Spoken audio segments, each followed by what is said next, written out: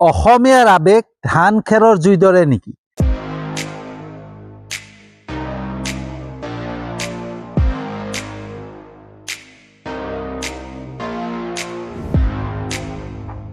Good evening বন্ধুসকল, শুভ সন্ধ্যা। তো বন্ধুসকল, জুবিন দাই আজিলৈকে ন্যায় নাপালে। জুবিন দাৰ মৃত্যুৰ আজি 6 দিন উকলি গ'ল, কিন্তু আজিলৈকে জুবিন দাই ন্যায় পাবৰ কাৰণে সক্ষম নহ'ল। বন্ধুসকল, জুবিন দাৰ ন্যায় যোনটো বিচাৰ প্ৰক্ৰিয়া ইমানেই লেহেমীয়া গতিত গৈছে যে আমি চিন্তা কৰিব বাধ্য, আমি ভাবিবৰ কাৰণে বাধ্য যে জুবিন দাই প্ৰকৃততে ন্যায় পাবনে নাই। আমাৰ সন্দেহ হৈ গৈছে বন্ধু। কাৰণ কোনোবাই যদি জুবিন দাৰ ফাৰ্ষ্ট ট্ৰেক আদালতৰ কথা উল্লেখ কৰে বা কয়, সেই তেতিয়া আমাৰ অসমৰ মুখ্যমন্ত্ৰী ডক্টৰ হিমন্ত বিশ্ব শৰ্মা ডাঙৰীয়াৰ এটাই প্ৰতিক্ৰিয়া, এটাই উত্তৰ যে এই সকলোখিনি ৰাজনীতি। মানে কোনোবাই যদি জুবিনদাৰ হৈ মাত মাতে, কোনোবাই যদি জুবিনদাৰ হৈ কিবা এটা প্ৰতিক্ৰিয়া দিয়ে, কোনোবাই যদি জুবিনদাৰ হৈ পেলাই ফাৰ্ষ্ট ট্ৰেক আদালতৰ কথা কয়, তেতিয়া আমাৰ অসমৰ মুখ্যমন্ত্ৰী হিমন্ত বিশ্ব শৰ্মা ডাঙৰীয়াৰ মতে সেই সকলোখিনি ৰাজনীতি হয়। জুবিনদাৰ ন্যায় বিচাৰ যুঁজখন মাত্ৰ অকল হিমন্ত বিশ্ব শৰ্মা ডাঙৰীয়াই যুঁজি আছে। বাকীখিনিয়ে যদি কিবা এটা প্ৰতিক্ৰিয়া দিয়ে, কিবা এটা মাত দিয়ে, সেয়া ৰাজনীতি হৈ পৰে। বন্ধুসকল, আমাৰ অসমৰ মুখ্যমন্ত্ৰী ডক্টৰ হিমন্ত বিশ্ব শৰ্মা ডাঙৰীয়াৰ মতে আজিলৈকে যে এই অপৰাধীসকলে জামিন পোৱা নাই, মাত্ৰ তেওঁৰ বাবে। কিন্তু আপোনালোকে একবাৰ চিন্তা কৰক, যিখন জামিন আবেদন, সেই জামিন আবেদনখন নাকচ কোনে কৰিছিল? শ্যামকানু মহন্ত, তাৰপিছত সিদ্ধাৰ্থ শৰ্মা, অমিতপ্ৰভা মহন্ত, এই সকলোৱে জামিন আবেদন নাকচ কৰিছিলে। কিহৰ কাৰণে? কোনোবাই জামিন আবেদন নাকচ কৰে নেকি? আৰু সেই অমিতপ্ৰভা মহন্ত, সিদ্ধাৰ্থ শৰ্মা আৰু শ্যামকানু মহন্ত, সেইসকল যেতিয়া আদালতত আহে, আপোনালোকে লক্ষ্য কৰিব তেওঁলোকৰ মুখত হাঁহিয়েই থাকে, তেওঁলোকৰ কোনো প্ৰতিক্ৰিয়াই নাথাকে, আৰু তেওঁলোকৰ কোনো স্বাস্থ্যৰ সলনি হোৱা নাই। মানে জেলৰ ভিতৰত থাকিও তেওঁলোক সুখত আছে, সেইটো অনুভৱ হয়। তেওঁলোকৰ মুখতে, তেওঁলোকৰ মুখমণ্ডলতে ফুটি উঠে তেওঁলোক যে কোনো শাস্তিৰ সন্মুখীন হোৱা নাই, তেওঁলোক জেলত থাকি সুখীহে হৈছে, সেইটো প্ৰতিক্ৰিয়া তেওঁলোকৰ মুখত ফুটি উঠে। তেতিয়াহ'লে চিন্তা কৰক যে তেওঁলোকক মানে আশ্বাস দি থৈছে যে ইলেকশ্যনটো পাৰ হ'বলৈ দিয়া, 26ৰ ইলেকশ্যন, 26ৰ নিৰ্বাচন পাৰ হ'বলৈ দিয়া, তোমালোকক মুকলি কৰি দিম, মাত্ৰ সেই সময়লৈকে তোমালোকে ধৈৰ্য ধৰি জেলৰ ভিতৰত থাক। আৰু সেইকাৰণে বন্ধুসকল, আজি জুবিন দাৰ ন্যায় প্ৰক্ৰিয়াটো, ন্যায় বিচাৰ প্ৰক্ৰিয়াটো লেহেমীয়া গতিত গৈ আছে। কিন্তু আমাৰ অসমৰ মুখ্যমন্ত্ৰী ডক্টৰ হিমন্ত বিশ্ব শৰ্মা ডাঙৰীয়াৰ মতে কোনোবাই যদি প্ৰতিক্ৰিয়া দিয়ে, কোনোবাই যদি জুবিন দাৰ হৈ মাত মাতে, সেইখিনি ৰাজনীতি হৈ পৰে। কিন্তু তেওঁ ৰাজনীতি নকৰে, তেওঁ জুবিন দাৰ হৈ মানে ন্যায় যুঁজখন যুঁজি আছে। বন্ধুসকল, আজিলৈকে বিজেপিৰ ইমানখিনি ডাঙৰ ডাঙৰ নেতা আহিলে একবাৰো সময় নোলালে জুবিন ক্ষেত্ৰত যোৱাৰ বাবে। জুবিন ক্ষেত্ৰ যাবলৈ কাৰোৱে সময় নোলালে। কিন্তু বেলেগ দলৰ যদি কোনোবা নেতা আহি পেলাই জুবিন ক্ষেত্ৰত যায়, তেতিয়া আমাৰ অসমৰ মুখ্যমন্ত্ৰী হিমন্ত বিশ্ব শৰ্মা ডাঙৰীয়াৰ মতে ৰাজনীতি হৈ পৰে। কিন্তু জুবিন ক্ষেত্ৰৰ সন্মুখতে এখন ডাঙৰ হৰ্ডিং আছে, সেই হৰ্ডিংখন লগাই থোৱা আছিলে জুবিনদাৰ ফটো। জুবিনদাৰ এখন ডাঙৰ হৰ্ডিং আছিলে, আৰু সেই জুবিনদাৰ হৰ্ডিংখনত পিছত তাৰ ওপৰত আমাৰ অসমৰ মুখ্যমন্ত্ৰী মাননীয় হিমন্ত বিশ্ব শৰ্মা ডাঙৰীয়াৰ এখন ডাঙৰ হৰ্ডিং লগাই দিলে। জুবিনদাৰ হৰ্ডিঙৰ ওপৰতে তেওঁৰ হৰ্ডিংখন লগাই দিছে। তো সেয়া ৰাজনীতি নহয় নেকি? তো সেয়াটো ডাঙৰ ৰাজনীতি বন্ধুসকল।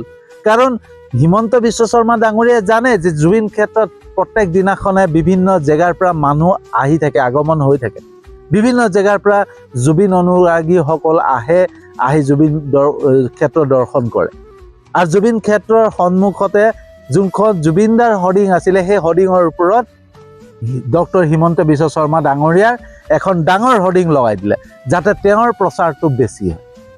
তেতিয়াহ'লে ৰাজনীতি কোনে কৰি আছে? আপোনালোকে চিন্তা কৰক একবাৰ, ভালকৈ নিজেই চিন্তা কৰক, ৰাজনীতি কোনে কৰি আছে?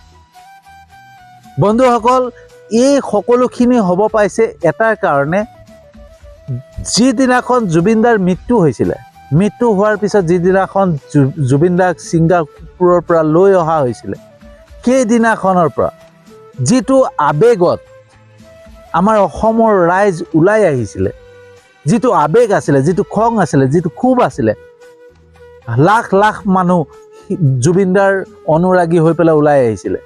কিন্তু লাহে লাহে লাহে লাহে লাহে লাহে সেই মানুহখিনি নোহোৱা হৈ গ'ল। তাৰমানে এনেকুৱা নহয়নে বাৰু বন্ধুসকল, আপোনালোকে এবাৰ ভালকৈ চিন্তা কৰকচোন, এনেকুৱা হোৱা নাইনে যে ধান খেৰৰ জুইৰ দৰে, অসমীয়াৰ আৱেগ ধান খেৰৰ জুইৰ দৰে হোৱা নাইনে? ধান খেৰ যেনেকৈ জ্বলাই দিয়াৰ লগে লগে ঘপকৈ জ্বলি যায়, ডাঙৰকৈ জুই একুৰা জ্বলি যায়, তাৰপিছত কম সময়ৰ ভিতৰতে নুমায়ো যায়, সেইদৰে আমাৰ অসমীয়াৰ আৱেগ তেনেকুৱাই হোৱা নাই যেন। জুবিনদাৰ মৃত্যুৰ সময়ত যোনটো আৱেগ আছিলে, যোনটো ক্ষোভ আছিলে, যিটো খং আছিলে, সেই খংটো নাইকিয়া হৈ গ'ল। ৰাজনীতিয়ে সকলো শেষ কৰি পেলাল। আৰু সেইটোৱে ৰাজনীতি ক্ষেত্ৰখনে বিচাৰি আছে যে জুবিনদাৰ যোনটো মানুহৰ ভাৱনাত, মানুহৰ অন্তৰত জুবিনদাৰ প্ৰতি যিটো ভাৱ আছে, সেই ভাৱটো যাতে নাইকিয়া হৈ যায়, মানুহৰ মনৰ পৰা যাতে ওলাই যায়। আৰু সেইটো কাৰণে প্ৰত্যেক দিনাখনে চেষ্টা চলাই আছে এই ৰাজনীতিক ক্ষেত্ৰখনে। যোনখন চৰকাৰ, চলিত চৰকাৰ, সেই চৰকাৰখনে এটা প্ৰচেষ্টা কৰি আছে বন্ধুসকল, যাতে আমাৰ মনৰ পৰা জুবিনদাৰ নামটো হেৰাই যায়, নামটো নাইকিয়া হৈ যায়। তাৰপিছত আপোনালোকে লক্ষ্য কৰিব ২৬ৰ নিৰ্বাচনৰ পিছতে যিসকল অপৰাধী, যিসকল দোষী জেলৰ ভিতৰত সোমাই ধুনীয়াকৈ মাছে মাংসই ভাতে খাই আৰাম কৰি আছে, তেওঁলোক মুক্ত আকাশৰ তললৈ গুচি আহিব। মাত্ৰ ২৬ৰ ইলেকশ্যনৰ বাবেহে তেওঁলোকক জেলৰ ভিতৰত ভৰাই থৈছে। আৰু জেলৰ ভিতৰত এনেকুৱা ৰাজ আতিথ্য দি থোৱা হৈছে যাতে তেওঁলোকে কোনোদিন অনুভৱেই নকৰে যে তেওঁলোক জেলত আছে। আৰু সেইকাৰণে আপোনালোকে লক্ষ্য কৰিব, যেতিয়াই অমিত প্ৰভা, সিদ্ধাৰ্থ শৰ্মা, আমাৰ শ্যাম কানু মহন্ত, এইসকল যেতিয়া জেলৰ পৰা ওলাই আহে, আদালতত আহে, তেওঁলোকৰ মুখত হাঁহিয়ে থাকে। তেওঁলোকৰ কোনো স্বাস্থ্যৰ পৰিৱৰ্তনো নাই হোৱা, যেনেকুৱা আছে তেনেকেই আছে। কিহৰ কাৰণে? কাৰণ তেওঁলোকক আচ্ছা দি থোৱা আছে। আৰু এই প্ৰক্ৰিয়াটোত ৰাজনৈতিক ক্ষেত্ৰখনত ডাঙৰ ডাঙৰ নেতা জড়িত হৈ আছে, এইটো 100% চিয়ৰ। নহ'লে আজিলৈকে জুবিনদাই ন্যায় পাই গ'লহেঁতেন।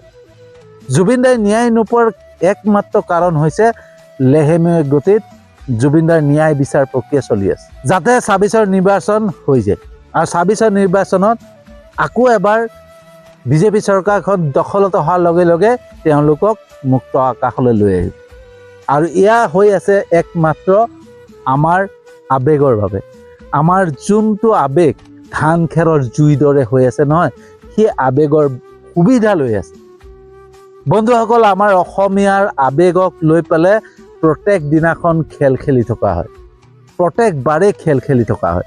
প্ৰত্যেকবাৰে আমাৰ আৱেগক লৈ পেলাই খেল খেলে, খেল খেলাৰ পিছত আমাৰ আৱেগটো নাইকিয়া হৈ যায় ধান খেৰৰ জুইৰ দৰে। যেনেকৈ ধান খেৰৰ জুই দপদপকৈ জ্বলি উঠে আকৌ নুমাই যায়, সেই ঠিক দৰে আমাৰ অসমীয়াৰ আৱেগ দপদপকৈ জ্বলি উঠে আকৌ লাহেকৈ নুমাই যায়। আৰু সেইটোৰে সুবিধা লয় এইসকল ৰাজনৈতিক নেতাসকল। তো বন্ধুসকল, এনেকৈ যদি আমাৰ আৱেগ হেৰাই যায়, আমি যদি জুবিনদাৰ যোনটো জুবিনৰ প্ৰতি মৰম, জুবিনৰ প্ৰতি আস্থা, জুবিনৰ প্ৰতি যোনটো বিশ্বাস, সেই বস্তুটো যদি নোহোৱা হৈ যায় নহয়, জুবিনদাই কেতিয়াও ন্যায় নাপায়। আমি জুবিনদাৰ যুঁজখন নহয় প্ৰত্যেক দিনাখনে যুঁজি যাব লাগিব। আমি স্বাৰ্থপৰ হৈ পেলাই নিৰ্বাচনৰ লগত লাগি আমি পাহৰি যাব নালাগিব যে আমাৰ হিয়াৰ আমঠু, আমাৰ মৰমৰ, আমাৰ শ্ৰদ্ধাৰ জুবিনদাৰ ন্যায় বিচাৰখন চলি আছে। আজি যদি জুবিনদাৰ ন্যায় বিচাৰত আমি আগভাগ নলওঁ নহয়, এদিন ইতিহাসেও আমাক দোষাৰোপ কৰিব যে এজন কিমান মানে জনপ্ৰিয় এজন মানুহৰ মানুহক আমি হেৰুৱাই পেলালোঁ, কিন্তু তেওঁৰ হৈ পেলাই আমি যুঁজখন নযুঁজিলোঁ।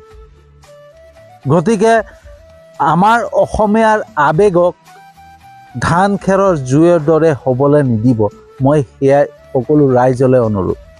বন্ধুসকল, ৰাজনৈতিক ক্ষেত্ৰখন এনেকুৱা এটা বস্তু হয়, ৰাজনৈতিক নেতাসকল এনেকুৱা এটা খেল খেলে যে মানুহৰ সকলো মন সলনি কৰি দিয়ে, মানুহৰ মন পৰিৱৰ্তন কৰি দিয়ে।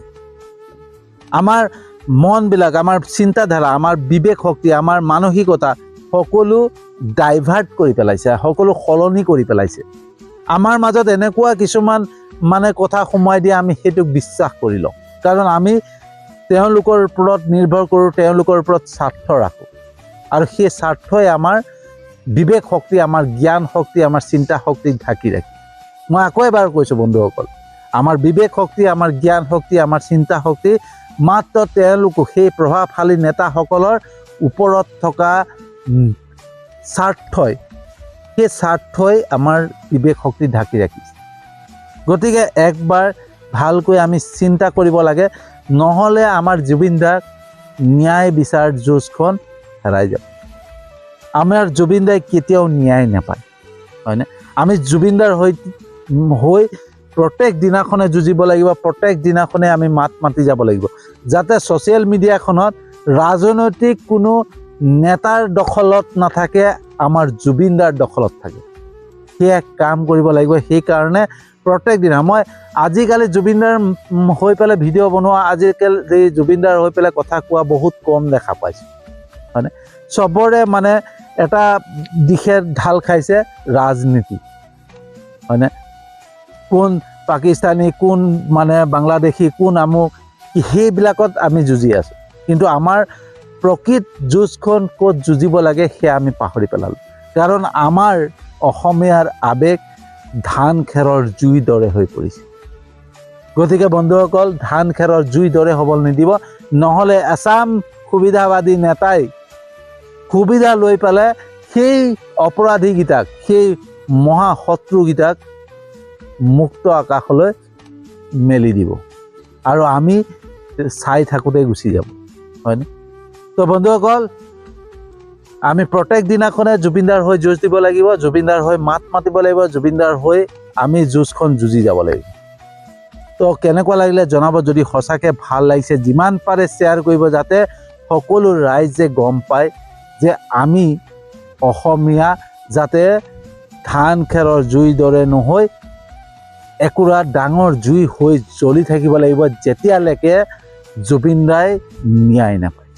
তো বন্ধুসকল, মই জানো আপোনালোকে মোৰ ভিডিঅ' চাই লাইক কমেণ্ট কৰে, শ্বেয়াৰ কৰে, মোৰ ইউটিউব চেনেলটোতো ছাবস্ক্ৰাইব কৰিছে, মোৰ ফেচবুক প্ৰফাইলতো ফ'ল' কৰিছে, তাৰ বাবে আপোনালোকক আন্তৰিক ধন্যবাদ জনাইছোঁ। আৰু যিসকলে নাই কৰা তেওঁলোককো মই বহুত বহুত আন্তৰিক ধন্যবাদ জনাইছোঁ, কাৰণ মোৰ বিশ্বাস আছোঁ, জানো যে এদিন নহয় এদিন মোৰ ভিডিঅ' চাব, লাইক কমেণ্ট কৰিব, শ্বেয়াৰ কৰিব, মোৰ ইউটিউব চেনেলটোতো ছাবস্ক্ৰাইব কৰিব, মোৰ ফেচবুক প্ৰফাইলতো ফ'ল' কৰিব।